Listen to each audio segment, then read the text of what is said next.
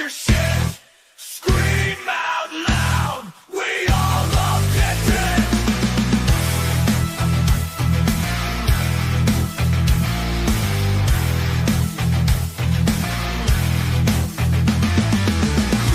Summer Slashback has officially begun. Creepy Kentucky and will slice and dice and he'll kill everyone. It's the cruel summer Slashback.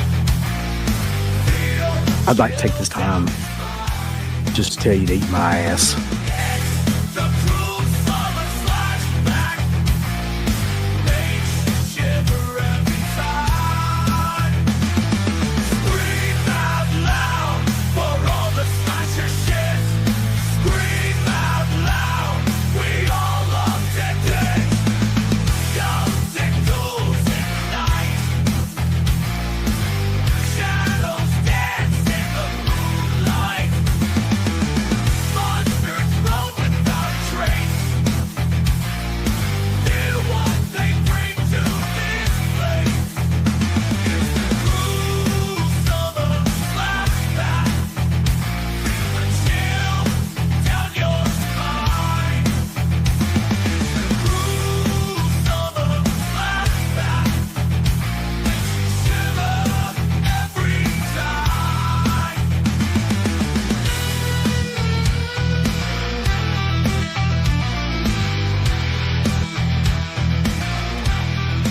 All slashers all summer long, and the summer is about to come to an end, Uncle Bill.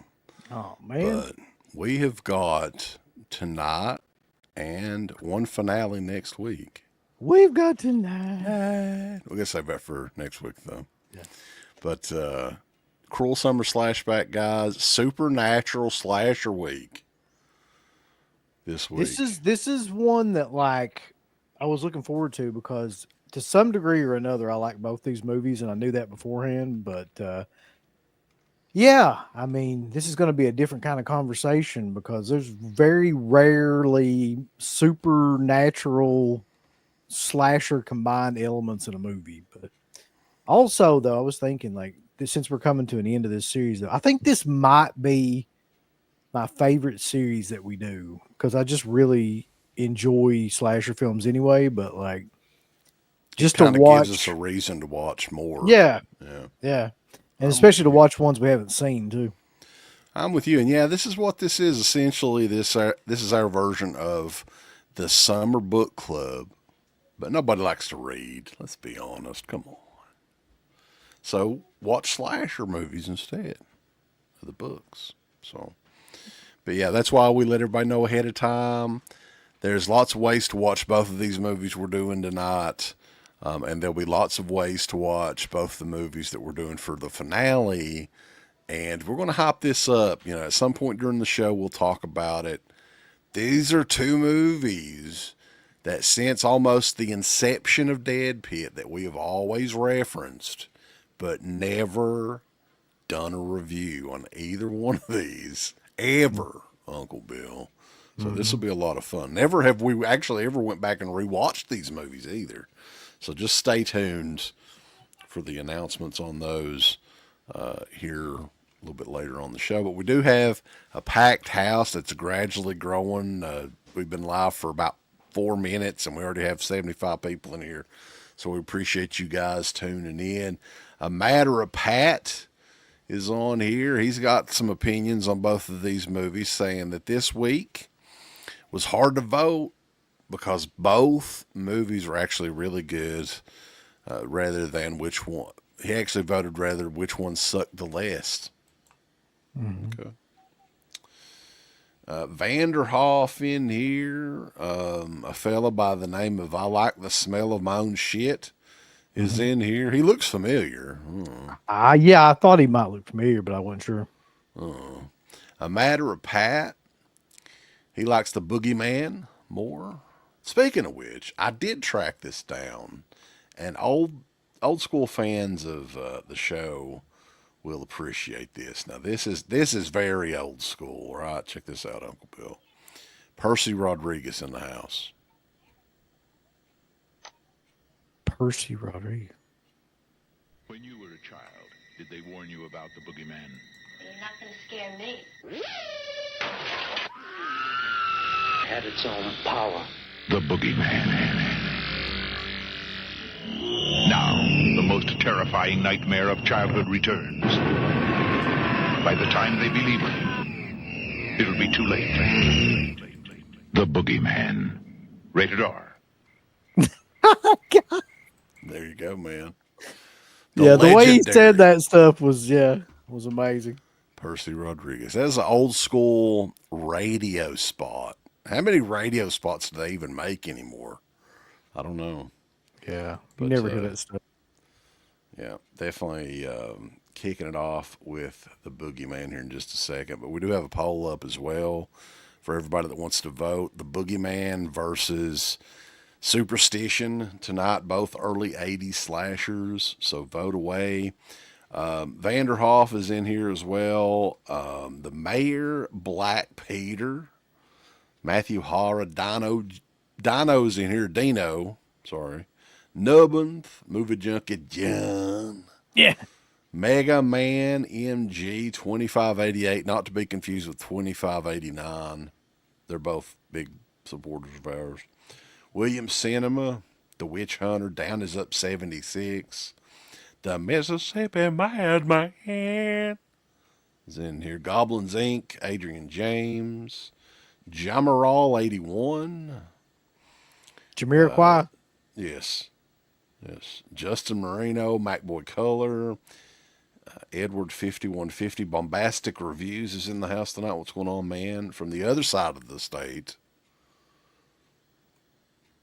So welcome everybody. Gory Tiger, Bog Zombie, all you guys, welcome. And it's going to be a fun show because to my knowledge, I don't think that we have reviewed either of these movies ever on the show. So that's kind of, I don't think so. I know in the first year that was kind of our like prerequisite to get on the show. So we haven't stuck strictly by that this year, but this is an episode, and next week's episode, both sets of movies that we have never reviewed before.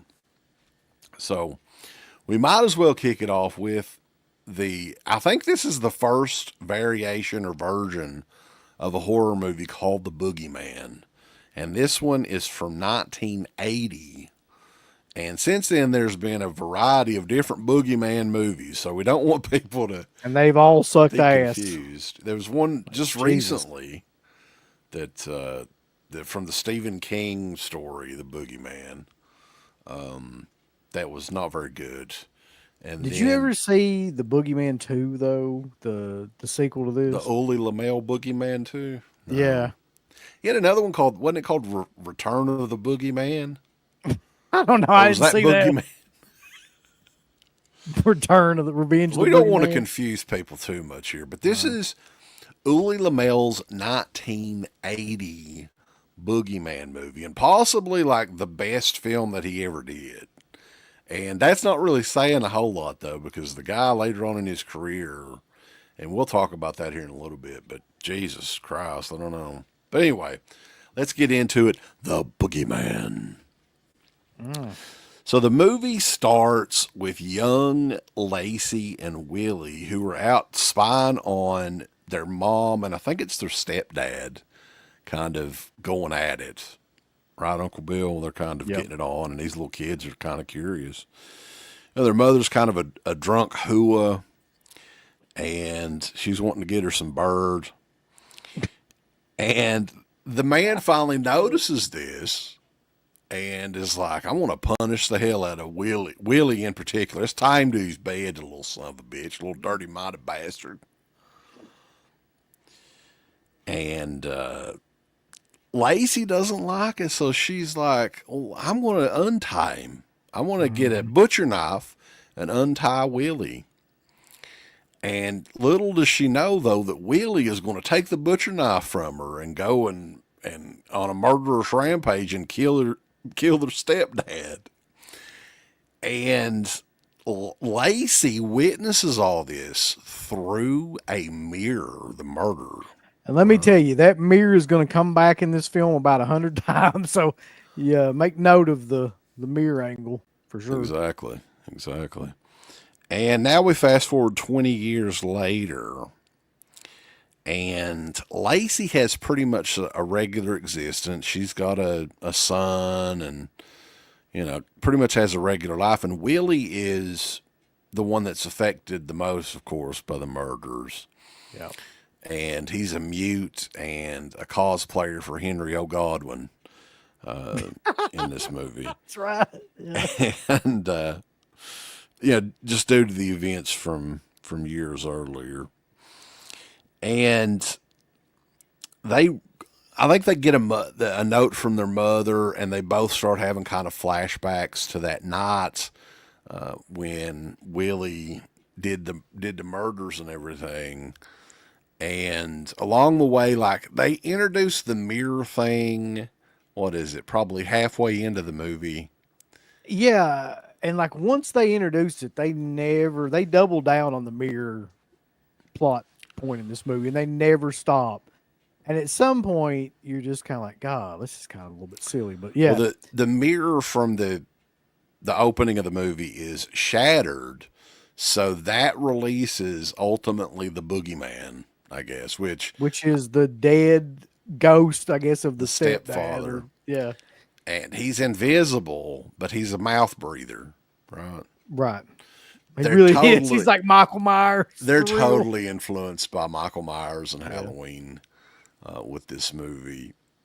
Now, I will say this, though. This movie has one hell of a vibe to it, man. The music in this is really effective and creepy. Mm-hmm. It's cheaply made. You can tell it doesn't have a gigantic budget, but, man, I thought that this movie overall worked. It's easily the best movie that this guy ever made, that I've seen at least. I mean, I haven't watched all the BTK movies that he did and all that. The funniest thing about this movie to me when I was rewatching it was, and I was thinking to myself, like, this is the most incompetent movie ever. Because on the one hand, it's shot incredibly well. And it's got some really interesting like scenes and camera work and like just really wild death scenes and stuff like that too, that are just really uncomfortable to watch. But then on the other hand, like the dialogue and a lot of what happens makes zero sense. So it's like, it's a mixture of, it's almost like an Italian film, really. It's like it does mostly look like visual, that, yeah. But like none of it makes a goddamn bit of sense, and nobody like talking makes any sense in it either. And the fact that towards the end, he really becomes obsessed with the mirror aspect. Like, so to the point where like pieces of the mirror is a gimmick in the movie. Yeah, the mirror is the gimmick of the movie. Really. Like the mirror gets stuck on people's shoes, and then it like sets up the sequel at the end. Yeah. Yeah. And there is and we found this last year a lot too. There is weird coincidences in both of these movies tonight too. They both have child death. Yeah. Like and that's not a common thing really in slasher movies from this time period. That was pretty much a big no-no, right? Yeah, I mean, that's the weirdest part about both these movies too. And I noticed that as well, as they both just in pretty brutal manner too, like both of these movies. So moving forward a little bit with the Boogeyman. So all that stuff happens, and then they for some reason, I think it's because like she sees her psychiatrist and she's telling him about all this stuff, and they decide that like she needs to go back to the house where all this shit happens, right? There's people there that are trying to sell the house, and they go there, and like the brother and everybody and things like that go back to this childhood house. The brother's mute, by the way. He doesn't say anything till the very end of the movie, which is fucking hilarious when he actually does like say. And he doesn't ever change his clothes either, which leads to me to believe that he's like one of them stinky fuckers from Bull Creek that smells like sweaty ass. Yeah. And there's a scene too, like when he's out working in this barn and everything. And none of this makes any sense, by the way, but it's just a lot of it's funny.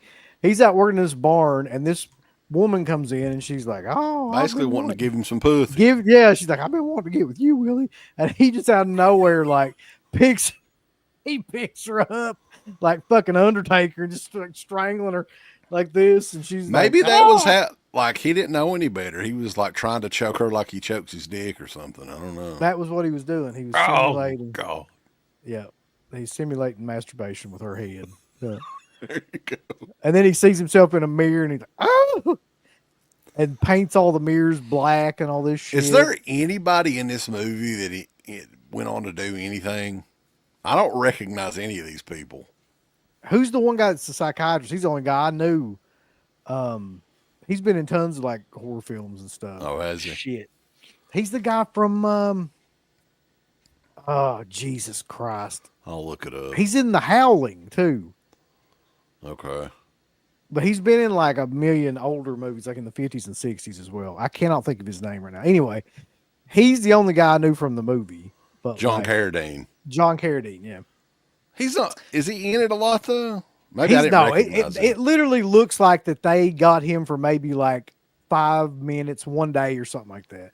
So like all his scenes take place in the same spot, and you can tell some of them are cut in with other like parts of the movie that don't make any sense because they just had him and they wanted to like show him. So like he'll say something and then it'll immediately like cut to them like, well, we gotta go, and then they'll be in like a different place like in the next scene. So yeah, they just kind of probably had him for one day. Nicholas Love played Willie, and the last role that he played was in a movie called Wild at Heart as the man in a wheelchair in 1990. Oh wait, that's the David Lynch movie, Wild at Heart. What? Yeah. Okay. But there is a hilarious. Yeah, he did some Twin Peaks episodes too. Interesting. He is part of a hilarious scene in this movie though, which is the hypnosis scene where like she's laying there and he's hypnotized her and she's going back to her childhood or whatever, and then all of a sudden, like that ghost breaks through and the Linda Blair exorcist voice, and it's like, "You stay the fuck away," something like that. So craziness. So the Lacey's real name is Susanna Love. Are they related? I have no idea. I don't know who any of these people are. Okay. And nor have I ever seen them in anything except this. Interesting. Okay. So Susanna Love was actually married to Uli Lamel at this time. Well, that makes a whole lot of sense. Okay. It's a confusing thing. Maybe it's just a coincidence that they were both Loves. I don't know. But, man, like, I actually was into this movie, like, pretty much from the get-go. Like, it's not a very well-made movie. There's not a whole lot of, like, creative death scenes or anything in it. I think there is. I think that's actually one of the best. But the thing is, like, they only happen towards the end of the movie.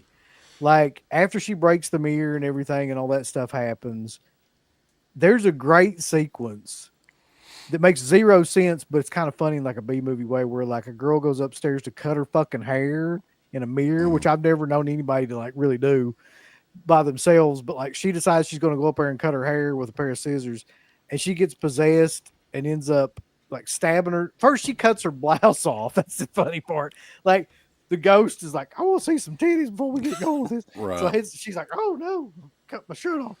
And then after that, she stabs herself in the neck. But the best part, dude, 100%, I wish you had a clip of this too, because I would show it on here just to see it again. And even if there's a copyright claim, but like the little kid that's with them or whatever, like comes up and he's like trying to scare her, and he gets in the windows hill and like sticks his head through the window. He's like, the boogeyman. And then the window falls immediately and like fucking breaks his neck. He just dies like right there. Poor little kids. Yeah. That whole sequence is just great. But then there's the sequence in the car too. So later on they go to like the house that's beside the beach or whatever. And there's a really cool sequence where like a skewer that they're using to make like, I guess like hot dogs and stuff comes up from the back seat and goes through this guy's back of his head and through his mouth. And then the woman that's his girlfriend or whatever is walking to the car, and she gets in to like see what's going on. And the car. Oh yeah. Ghost, they make out. Yeah. And the It ghost looks like like they're causes the making car out. door to hit her, and like then she kisses him and gets stabbed through her head too. Yeah. So I think there is some cool like death scenes in this movie, really. Like, and also, Well, they're kind of few and far between though, unlike the next. yeah, movie we're talking they about. don't happen very much except towards the end. But one of them though, that, and I think it's in this movie. I'm pretty sure. And I was sitting there thinking to myself, I think Friday 13 Part 3 ripped this off, where they go out and find the old man with like the pitchfork through his neck, like hanging from the top of the barn. I mean, it's almost the exact shot from Friday the 13th 3. Like, almost done in the exact same way. Except this movie was 3 years, before. Yeah, it's at least a couple years before that. Very cool.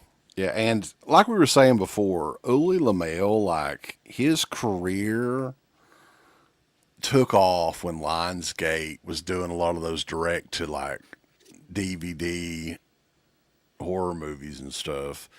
And dude, I don't know if you remember some of the shit that he did. One of the last ones that I remember that he did was the DC Sniper movie with Ken Foree. He did so many of those, man. Like, that was all his later career was for some reason, was like those true crime serial killers. Mm-hmm. I think he probably did at least 8 to 10 of those fucking movies in the early 2000s. Because there was like, I think he may have done even more. Like if you look at his catalog, he passed away in like 2017. Yeah. And he like was doing shit almost up until he died. Like So he might have been the original Uwe Boll. That's what I was thinking too. Here's his filmography from like 2000 on. So he did Zodiac Killer, BTK Killer, Green River Killer, Diary of a Cannibal, The Black Dahlia, Curse of the Zodiac, Killer Nurse, aka Angel of Death, Son of Sam, Dungeon Girl, Night Stalker, DC Sniper. I think that was the last one. But like that's at least 10 fucking just of those low budget independent style serial killer movies that he did. That's insane. I don't know why he decided to finish his career off that way, but whatever, I guess. Well, I mean, they were paying him, so it is what it is. But yeah, man, like I had seen this movie before, but it had been quite a while. And I watched the 4K that Vinegar Syndrome did. Were you impressed with the 4K of this one? I didn't watch it on 4K. I just watched it on fucking Tubi. Oh, okay. I thought you had the 4K of this. I do have the 4K. I just, it would take me forever to find it, so I was just like, fuck it, it's on Tubi. Just But like you need to that. alphabetize shit. I'm telling you. Well, a lot of my stuff right now is like put up. A lot of it's not even out to where I can get to it. So, Well, we did talk about the matter of Pat. That was on a past episode. So you talking about the first Power? no, he's actually talking about the Night Stalker movie. There's a movie called The Night Stalker that he did. Oh, I thought that one was like based on the Night Stalker or something. I think it was, wasn't it? Like, wasn't that the? I don't know. I don't know if it had Lou Diamond Phillips in it. It might have. Shit. I mean, Lou Diamond Phillips at that point in his career probably was doing stuff like that. Yeah, he was doing like Daddy Day Camp or whatever the hell it was, right? Or was that Cuba Gooding Jr.? That was Cuba Gooding Jr., who also did Radio. That damn radio, boo. But this, I will say this about this movie. Like, it's a little too long, but it has a great, really fucking weird atmosphere. It does. A very surreal, dream-like atmosphere is the only way I can describe it. Like, throughout the entire fucking movie. And you're just kind of like, you feel like a little bit on edge watching this movie. It definitely has an atmosphere to it. Like, and I really dug the music in it, and just movies from this era that looked like this, right? And I was tickled with, we talked about Willie. He wears one outfit the entire time, and it is the ring gear from Henry O. Godwin from back 100% in is mid-90s WWF. That's what he was wearing. I mean, you're not. It's almost identical. You're not even like exaggerating. It is. It's exactly the same. Like yellow T-shirt, some overalls, and even the John Deere hat. I think he has on a couple of scenes. But yeah, that is the Boogeyman, and we do have the poll open, Uncle Bill, for people that want to vote. We got 117 people in here, only 57 votes. Right now, the Boogeyman is ahead 53% to Superstition's 47%. So it's very close. That's fair enough. I mean, I really do think that both these movies they're almost the same movie, but just a little bit different plot.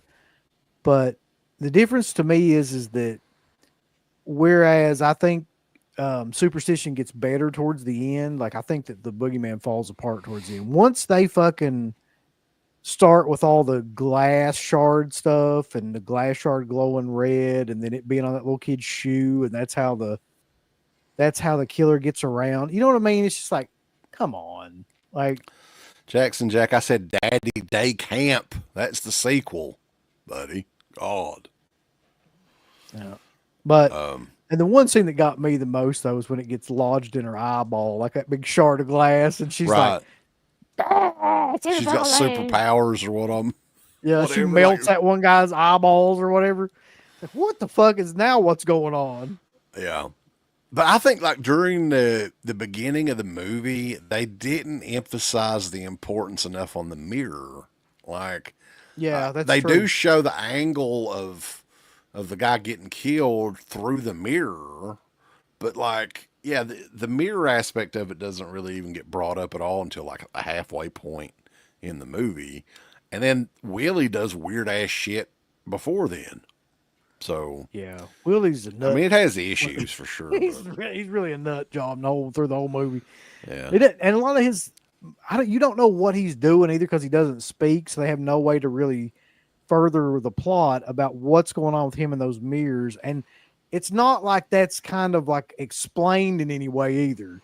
So he just like he sees himself in a mirror and then he wants to paint all the mirrors black. And I guess it's from like his childhood.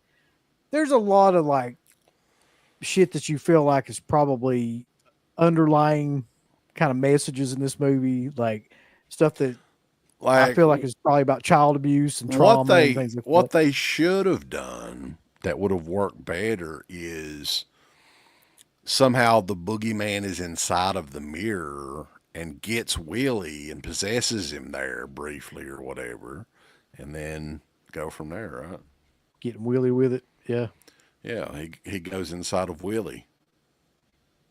I mean, it's hard when you go inside of Willie. Because he is the Boogeyman, and he's coming to get you. Get ya. That'd have been a killer tagline if they had that at the time. Are you surprised that WWE never did do a Boogeyman movie with the Boogeyman? That is kind of surprising. I'm surprised this movie has never been like officially remade, like as it is. Right. Well, they have made other Boogeyman movies, so I guess. Yeah, but like fucking movies. Like, well, there was like mainstream Boogeyman movies in like the early 2000s too. They did a Boogeyman and then a Boogeyman 2. And then Uli LaMel had a Boogeyman 2. And then I'm almost positive they had a Return of the Boogeyman in the 90s. God. Maybe we should do like a whole Tears show on all the Boogeyman movies. Every movie named Boogeyman, yeah. That'd be a fun one. Oh, so, okay. So it says on here, Boogeyman 2 was filmed in 81, but not released till 83. Then in 2016, there was a Boogeyman Chronicles, which was a series of 8 45-minute episodes. The Boogeyman Chronicles. And then Boogeyman Reincarnation. What about Return of the Boogeyman? I'm not imagining that. Somebody look that up. I'm sure that's actually a thing. It's the Return of the Boogeyman. Poor old Percy Rodriguez, they couldn't get him to do the voiceover. He'd probably already passed away. So, but I think that was in the 90s, Return of the Boogeyman. Boogeyman was a poor man's Papa Shango. It's true. Boogeyman boog lines. Boogie lines. Okay. So yeah. Very close race though. The Boogeyman is just slightly ahead, so I guess it's time to discuss the next movie, Uncle Bill. You excited for it? Yeah, I mean, this is going to be really interesting because I don't think we've ever talked about this movie in any way. I'd never seen this movie until just the other night, actually. First time I'd Yeah. ever seen it, I believe. So, what an interesting movie, though. 1982's Superstition, which is essentially the story of a witch that was burned at the stake in the 1600s who still inhabits this part of this house and this around this lake, and who is now attacking like all the locals as they start to come around and mess with this abandoned, I think it's abandoned house or church or something like that. Right. And two young men are brutally murdered at the beginning of the film, and they think that that's probably one of the best parts of the movie, where one of them's head gets put in a microwave and all this shit. And so the townsfolk are kind of like, listen, like we know all this happened back in the 1600s. We drowned this witch in this poor lake, and now her soul is inhabiting this. But goddamn it, like we got to send a bunch of people over there to investigate this. We're going to send a bunch of people to get killed. Yeah, so a bunch of people are like, all right, we're going to do this. And they go into this house like to investigate what the hell's going on. And one by one, they meet horrible demises by this witch creature. Yeah. And in some of the great unknown gore scenes of the 80s are in this movie to me. And some of the most creepy atmosphere mixed with, like, you don't see the witch really, like the dead, reincarnated witch. You just see the hands and the silhouette. Silhouette shadows, stuff like that. Yeah. Yeah, this movie is definitely one that seemingly is like lost in the 80s slasher shuffle, that literally nobody references this movie at all. And I don't know how this movie came up, but yeah, this was one that I think Uncle Bill had mentioned it like maybe a year ago, maybe right after the first year of us doing this. So I ended up tracking down it. Scream Factory has a Blu-ray of it, but I got the Anchor Bay DVD because fuck Scream Factory's nice. Right. And I was very, very impressed with this one, man. This has another one that has a great vibe to it, almost from the opening segment of the movie. And I just love movies like this. The setup, I think, was really good. For the time frame, too, that the killer is basically like the spirit of this old witch that had been put to death in the 1600s or whatever. And the creative death scenes and the gore is pretty amazing. And I'm surprised that it didn't get cut. I don't know what kind of theatrical run this movie had. But there's some great shit in this. Mm-hmm. You mentioned the head explosion in the microwave, which looks it looks one really thing fake after another at this point. Yeah. But yeah, the guy's pretty much like dismembered at the beginning. There's the scene with the priest and the circular saw becoming dislodged. The buzzsaw priest. Yeah. Yeah.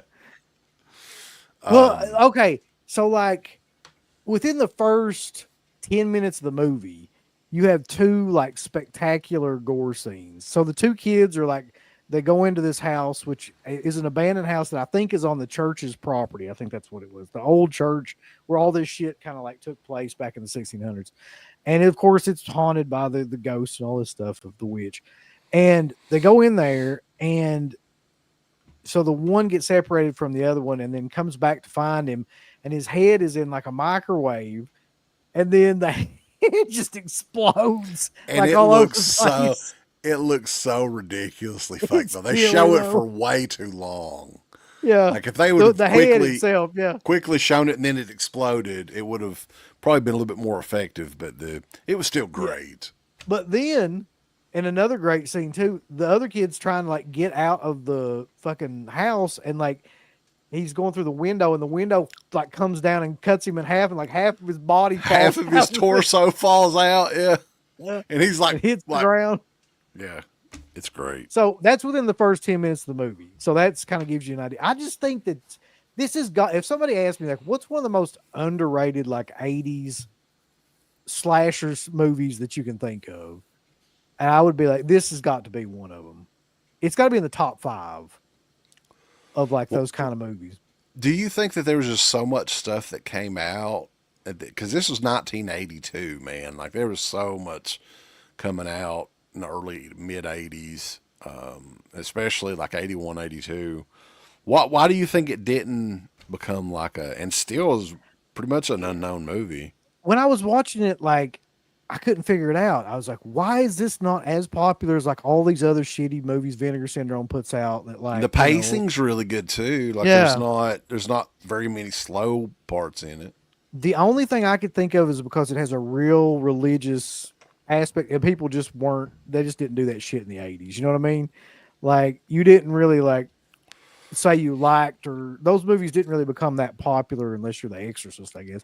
But like after The Exorcist, it became, you know, they condemned every movie that had any kind of religious, and this is really like about like a group of religious leaders that killed this witch, and she was a witch. It wasn't like there was a misunderstanding. Right. You know, there's some of those movies, but she was clearly a fucking witch because she's like cursing them and stuff on the.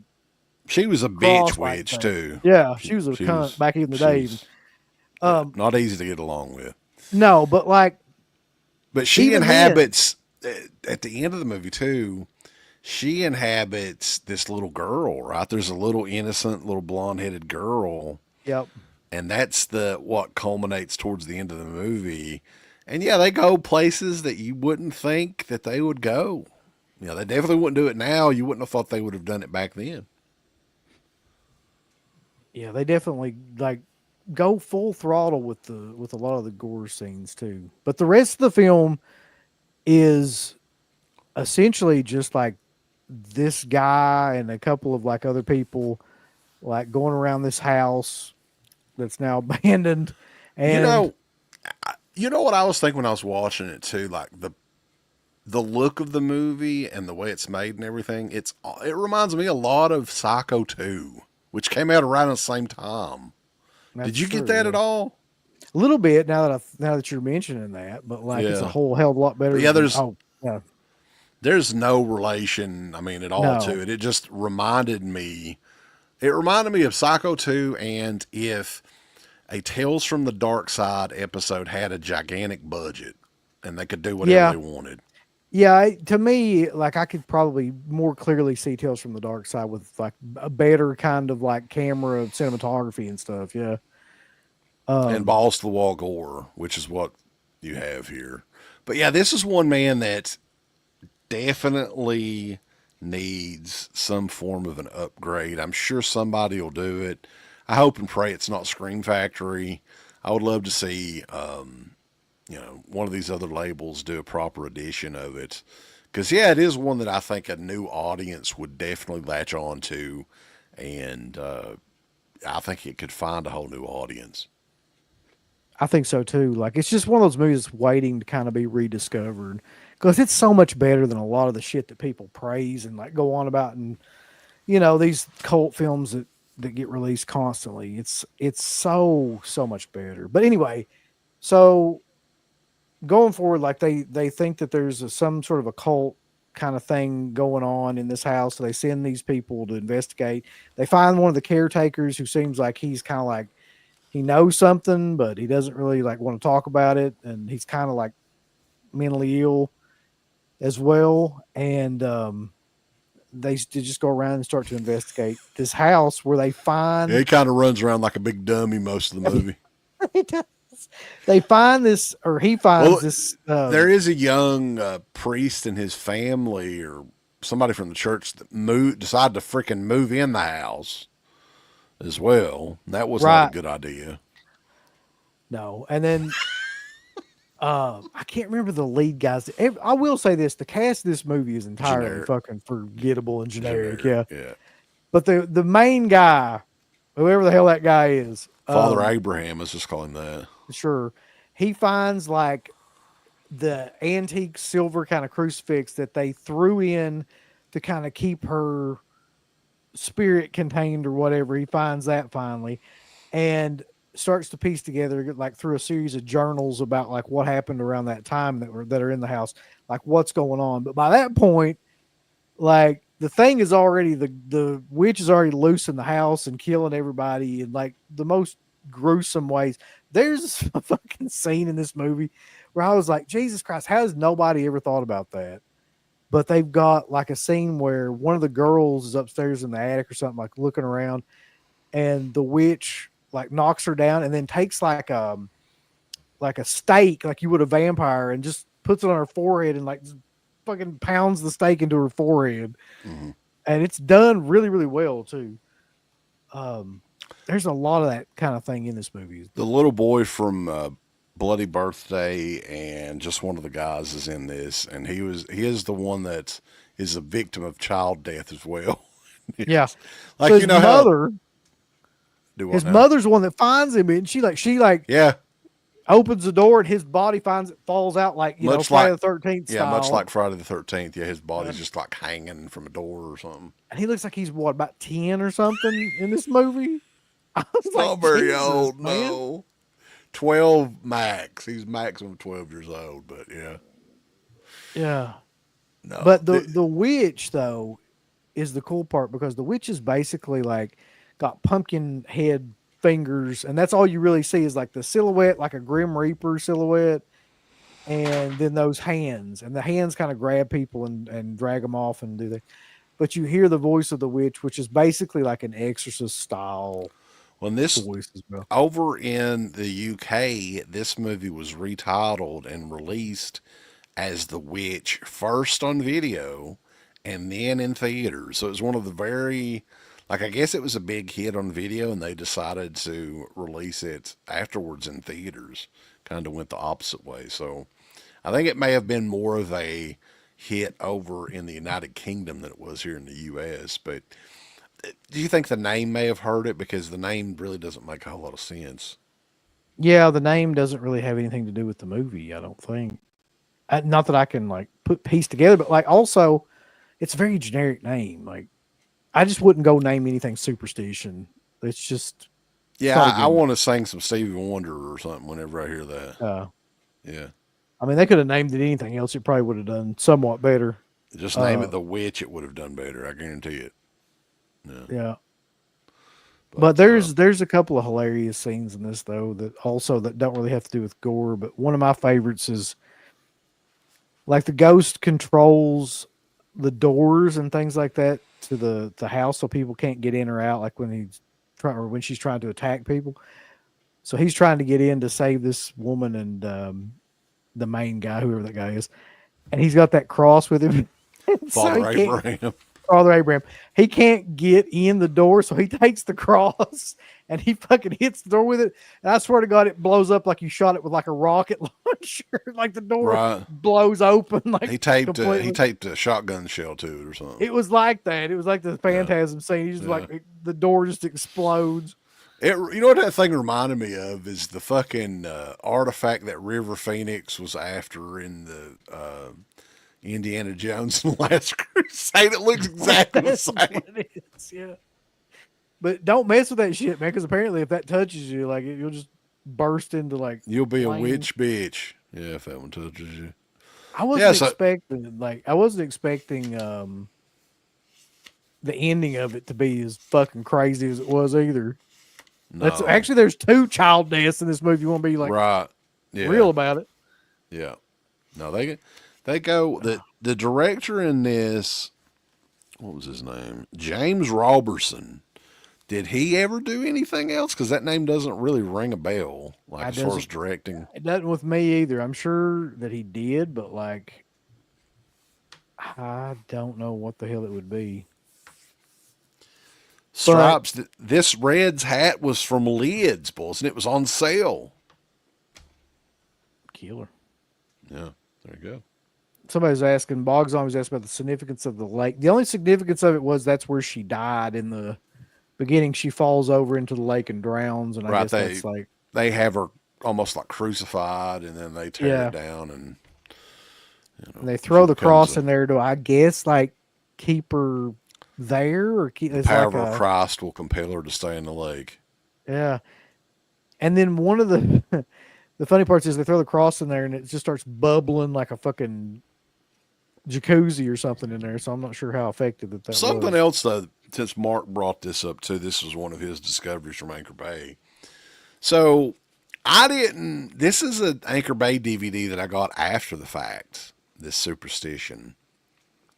And I think this is one of those covers that they kind of fucked up on. Like, I don't know who made this or That's whatever a pretty else, bad cover. but this does not look like an, early 80s slasher movie in any way.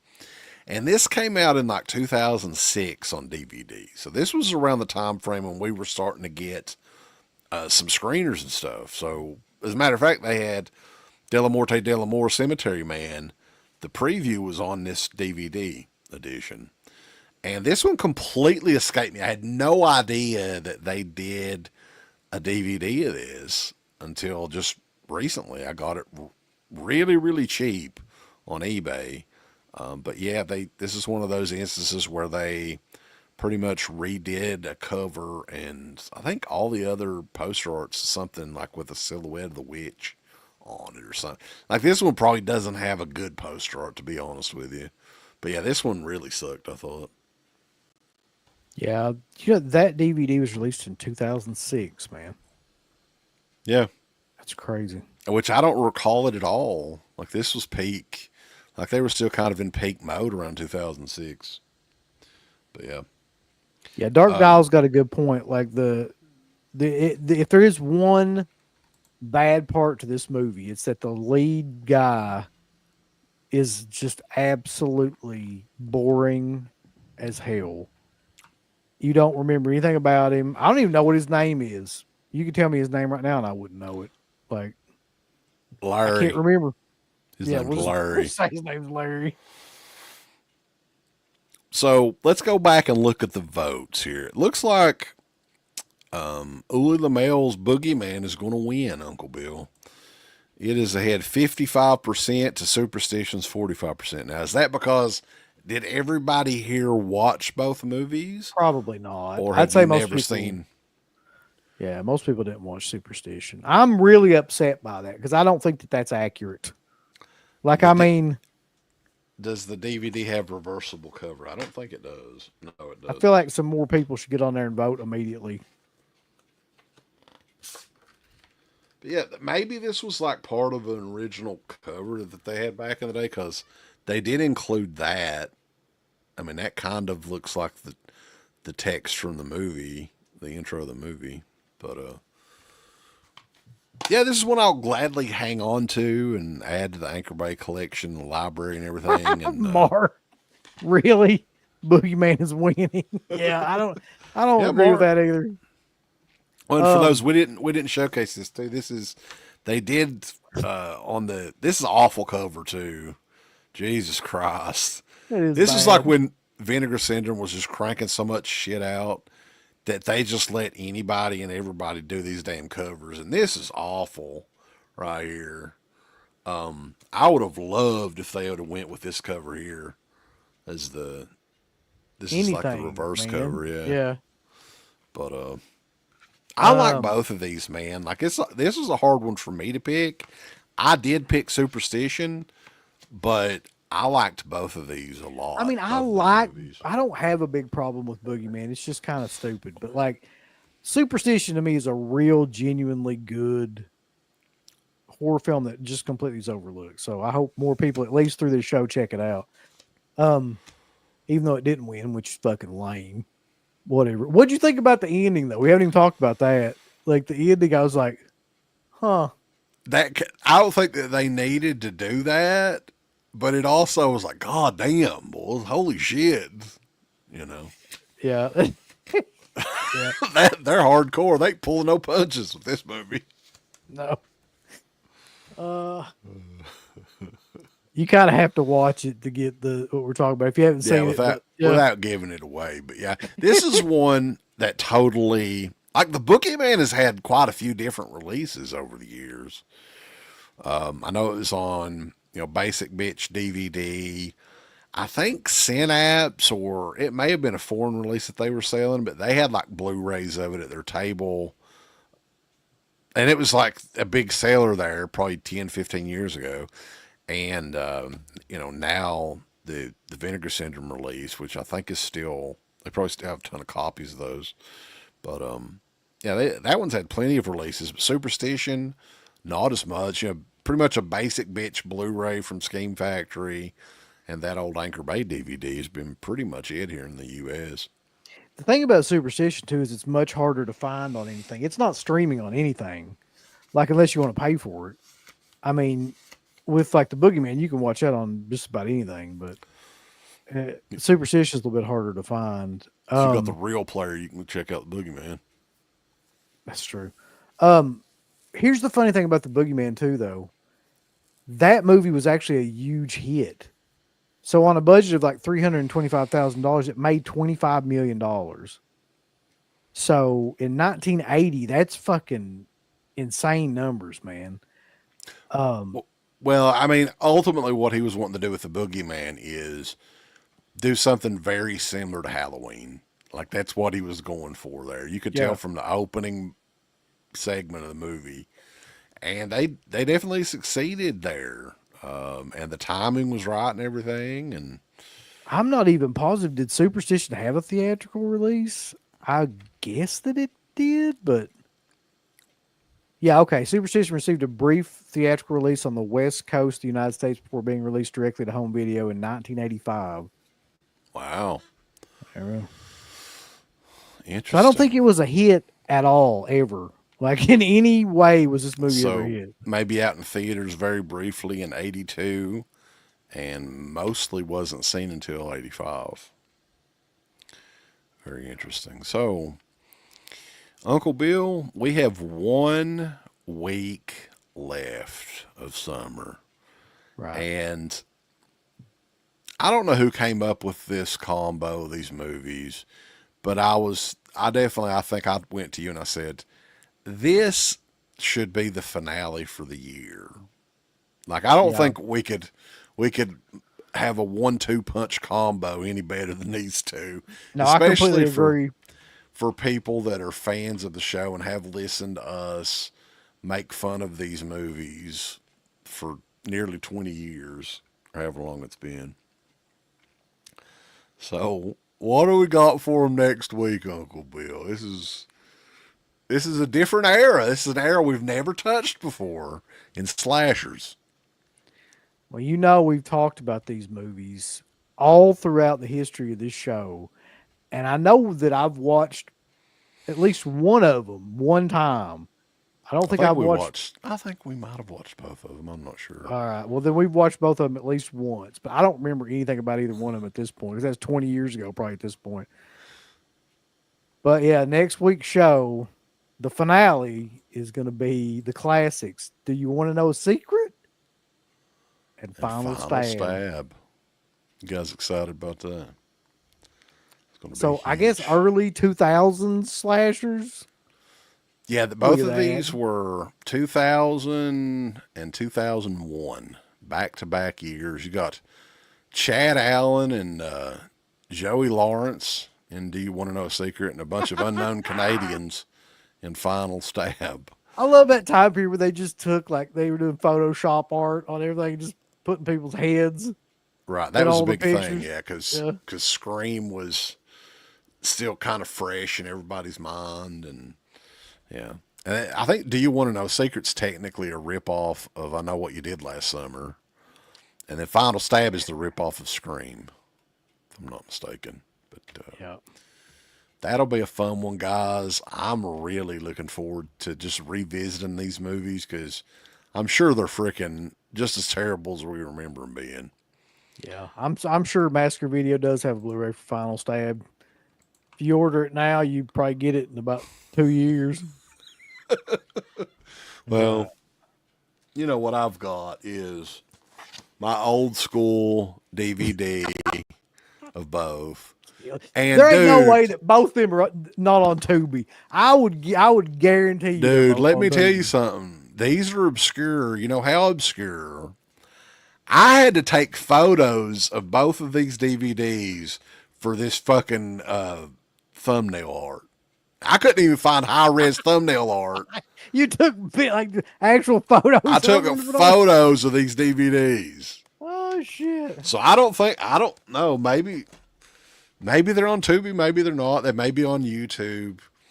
But yeah. So that'll be the finale for Cruel Summer Slashback 2025, and yeah, I'm actually looking forward to it. I don't know why. Maybe I just love torturing myself. I am too, man. Like those movies are. I already know what we're getting into. Like I know they're awful. Like there's going to be nothing redeeming about either one of those unless it's to make fun of them. So neither one of them are on Tubi. I have no idea how I'm going to watch these. Then hopefully, like they're on Amazon or something. Yeah, we can find a way. imagine. Somebody can send us some download links or something. That high tech redneck supporters. So we got that. Also, stay tuned. If you guys did not see our good friends over at Tape Rock Video, and definitely wanted to give a big shout out to David Graham from Malibu Express Video for this cover art here, boys. Our very first VHS release is the DEADPIT Radio Halloween Horror-thon way back in 2008. It is going to be available very soon. We're going to try to figure out what we're doing with it exactly. Tape Rock Video, check them out. And again, like I said, David Graham of Malibu Express Video, check him out on Instagram. He is the fella that did the artwork and stuff. So a couple of different editions of these too, Uncle Bill. This is the limited variant. It's on a green VHS tape. Hell yeah. Where's the other one at over here? Mayor said, I found Do You Want to Know a Secret on YouTube, but it was just a guy from India talking. He's like, hey, you want to know a secret? Let me tell you. And the orange version as well. So, you know where these are going to be available first, though, whenever they're available, is to the members of DEADPIT on Patreon.com. So, Hell very yeah. limited copies. Get on that shit.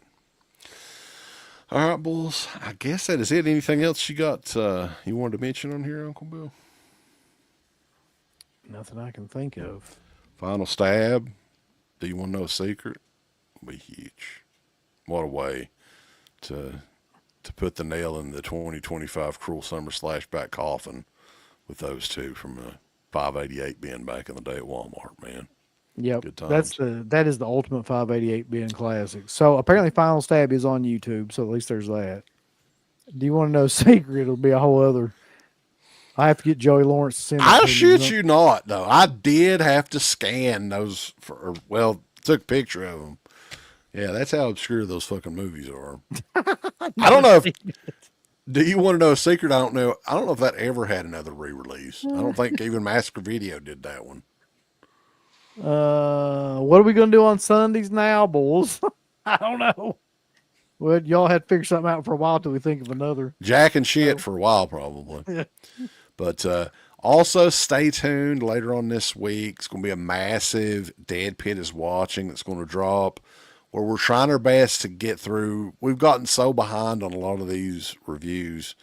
But yeah, I don't know how many movies we'll be reviewing. Maybe 10 or 11, something like that. Yeah. So that's coming up. Also on Thursday night, the Vinegar Syndrome sale. What is it called? The Labor Day sale or Vinegar Academy Labor God. Day sale. Yeah. We'll be on there with Christian and Garrett for a big. That's going to be one of the funniest things ever, though. If what I think is going to happen happens, it's either one of two things. All right, they're either going to release a 4K of the Vice Academy movies, like a box set that's new, or they're gonna say they found like some of those old box sets and That's what they're going to do, because they've already said that they're going to have warehouse fines or something like that drop on.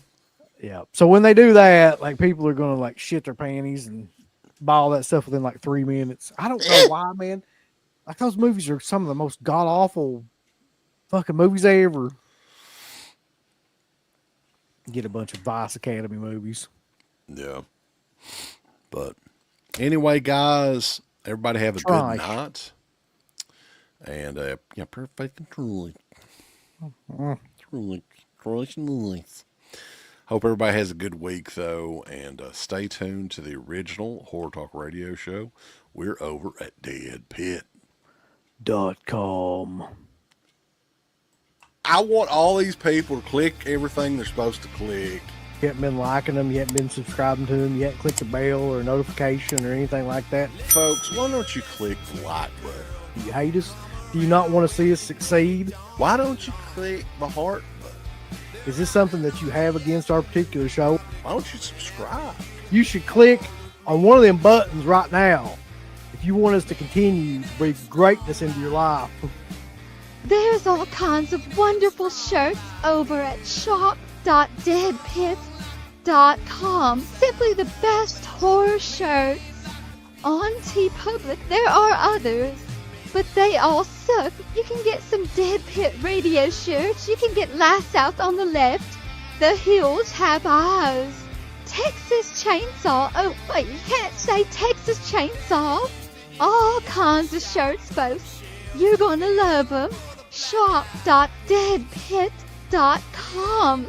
Special thanks goes out to our supporters on Patreon. You know what kind of stuff you can get on Patreon, Uncle Bill, starting at only $1 a month? What's that? Access to every Dead Pit show since 2005. We got almost 200 fan commentaries that we've done over the decades. Here's what other fucking Patreons do. They're like, hey, give us money and then we'll let you see a video early that we're going to release like a fucking week from now, and then that's all we're going to give you. Meanwhile, we have a literal jukebox full of songs, thousands of reviews. I don't even know how many shows are up on there now that we've done over the years. Hundreds of thousands. You need to figure this out now and subscribe to us on Patreon and YouTube and Instagram and help us to 1 million. The road to 1 million subscribers starts today. So Dead Pit on Patreon.com. Join today. Tiers start at only $1, but I'd recommend at least the $10 tier. You can do 50. The stock market's crashing around us, folks, but send us money.